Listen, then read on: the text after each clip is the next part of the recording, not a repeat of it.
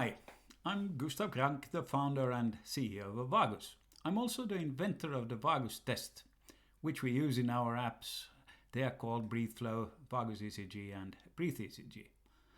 In this video, I will explain some of the science and the principle behind how we measure breathing in the Breathe Flow app.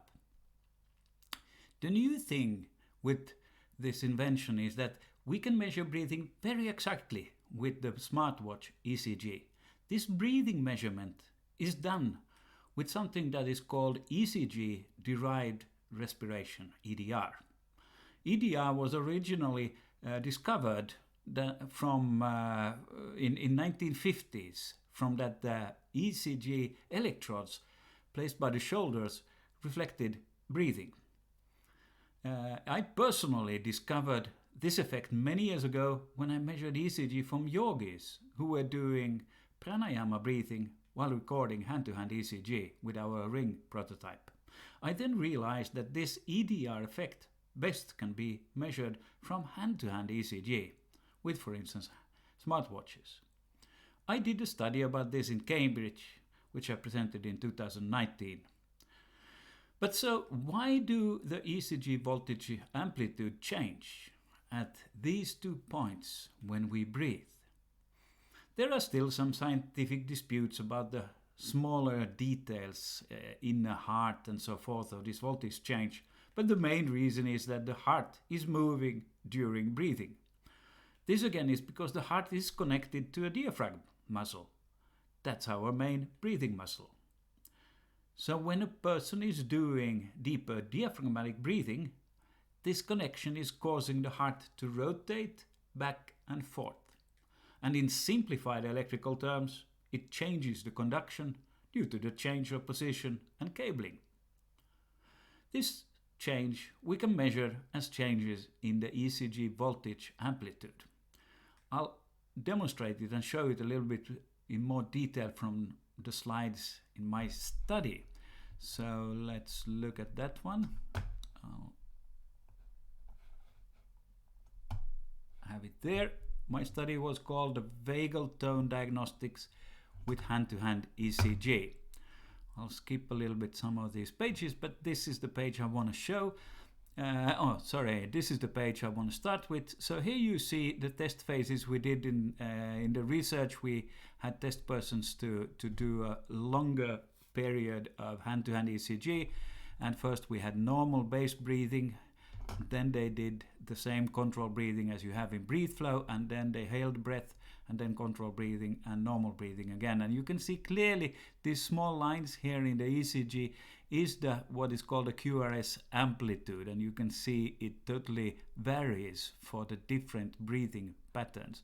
Here down is also the pulse changes, so there is very clear changes in how the ECG signal looks like. And this also is reflecting in how the heart is varying. Just to go into a little bit more detail, this was discovered, so I said it was discovered by Dr. Brody in the 1950s. And the main thing describing this is the pericardium of the heart is attached to the central tendon of the diaphragm, and this causes what is called caudal and rotational movement. And this again is changing the amplitude in the QRS in the ECG signal. And here also is another example where we see how it varies. So when you breathe out, actually the amplitude is higher, and when you breathe in, the amplitude is lower. And then we analyze, of course, the pulse and the different synchronizations we have in our analytics, something called respiratory sinus arrhythmia, and I also have then invented something called respiratory sinus arrhythmia synchronization as an index, which we use to determine your health a little bit in more detail.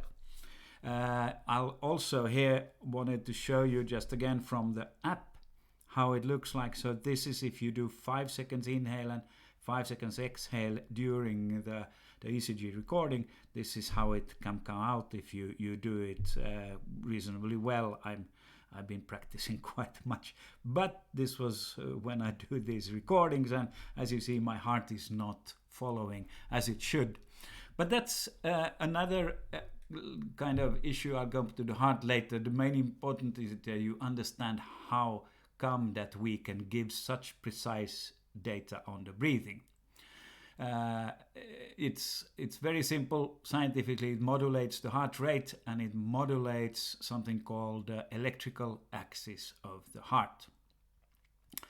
So BreatheFlow is able to show you very exactly how you breathe during our test. The length of the vagus test is only 30 seconds.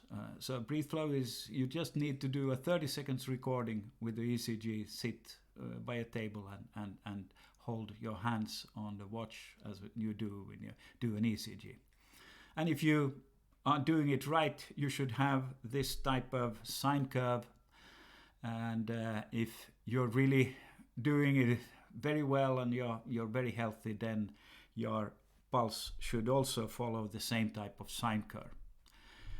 Stress, disease, unhealthy eating or drinking habits are the most usual reasons for bad test results. It varies between the breathing and the pulse itself, and you will notice it. You will also notice when you use BreatheFlow that a lack of attention or concentration actually is harmful for the test.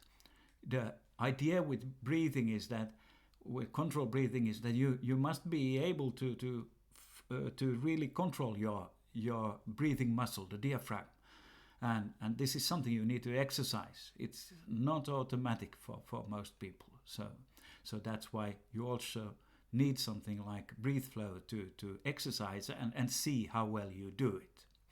I have written several blogs about this, and you can find them and other information on our site. It's vagus.co.